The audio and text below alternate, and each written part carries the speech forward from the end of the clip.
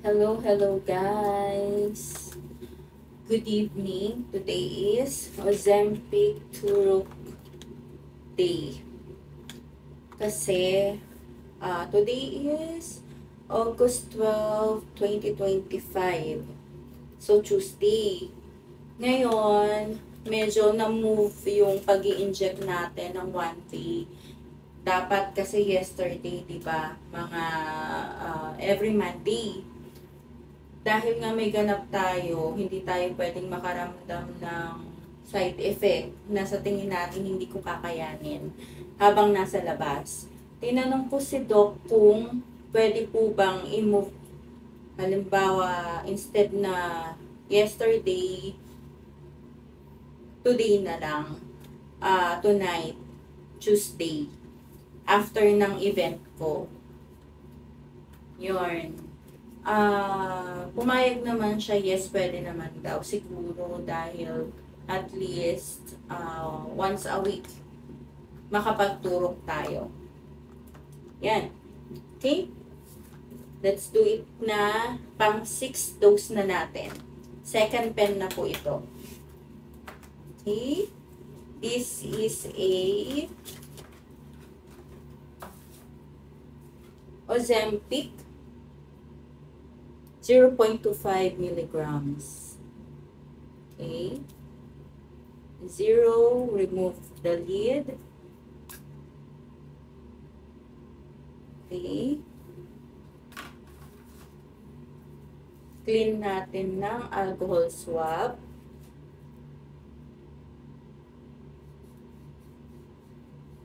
Medyo madilim ang light. Yan.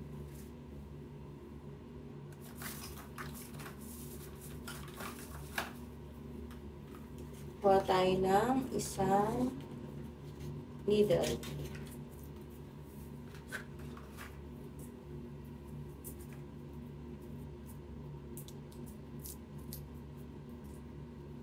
Lalagay na natin yung needle.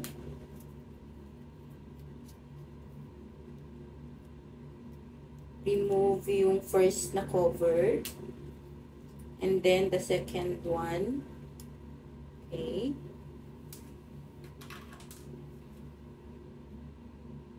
And ayan siya. Hintayin lang natin na may lumabas na liquid. Ayun. Kita nyo na? May liquid na. Yan. Then, isa-set natin siya ng 0.25. Diretso na siya dun sa 0.25 ha. Hindi na natin siya isa-set ng primer. Okay? Here. 0.25. Yan. So, i-clean natin yung area kung saan natin siya ituturo.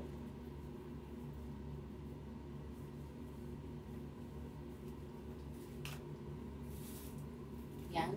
Pasensya na ulit sa ating madaming stretch marks na tiyan. Iyan ay tanda ng pagiging isang tunay na babae. Babae.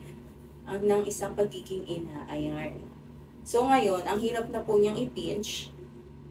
Yan.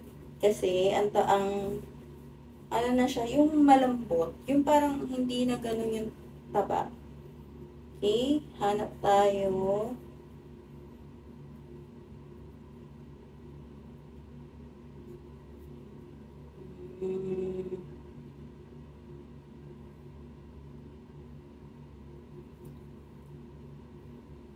Pinapalobo ko na nga eh.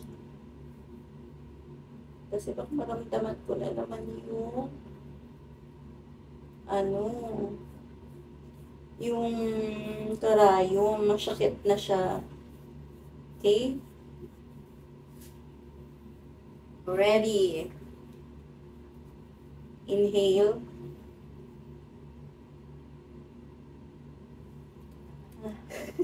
Natakot na. Hindi ko kasi siya.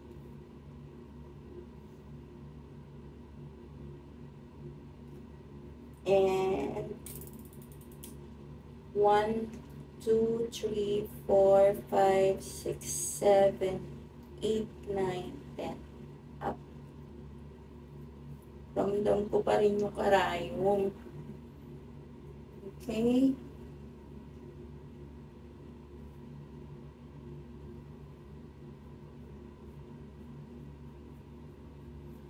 Done.